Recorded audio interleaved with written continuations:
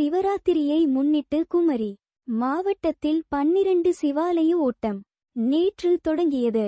சுட்டெரிக்கும் வெயிலையும் பொருட்படுத்தாமல் 110 கிலோமீட்டர் தொலைவு பக்தர்கள் ஓடிச் சென்று 12 சிவாலயங்களை தரிசிக்கின்றனர்.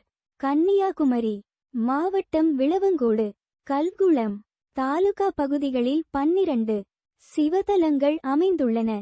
சிவராத்திரியை முன்னிட்டு 12 சிவாலயங்களையும் ஓடிச் சென்று தரிசிக்கும் பின்மேற்கோள்குறி சிவாலய ஓட்டம் திருவிதாங்கூர் மன்னர் காலத்தில் இருந்தே பாரம்பரியமாக நடைபெற்று வருகிறது.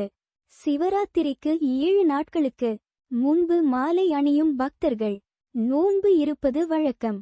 சிவராத்திரிக்கு முந்தைய தினமான நேற்று 12 சிவாலயங்களில் முதல் கோயிலான முஞ்சிரை திருமலை மகாதேவர் கோயிலில் இருந்து ஆயிரக்கணக்கான பக்தர்கள் சிவாலய ஓட்டத்தை தொடங்கினர். நேற்று மதியத்தில் இருந்து பக்தர்களின் கூட்டம் அதிகரிக்கத் தொடங்கியது. தொடர்ந்து திக்குறிச்சி மகாதேவர் கோயில், திற்பரப்பு வீரபத்திரர் கோயில், திருநந்திக்கரை கோயில், பொன்மனை மகாதேவர் கோயில், பன்னிப்பாகம் கோயில், கல்குளம் நீலகண்டசுவாமி கோயில், மேலாங்கோடு கோயில், திருவிடைக்கோடு சடையப்பர் கோயில், திருவிதாங்கோடு கோயில், திருப்பன்றிகோடு மகாதேவர் கோயில், திருநட்டாலம் சங்கரநாராயணர் கோயில் ஆகிய கோயில்களை ஓடிச் சென்று பக்தர்கள் தரிசிக்கின்றனர்.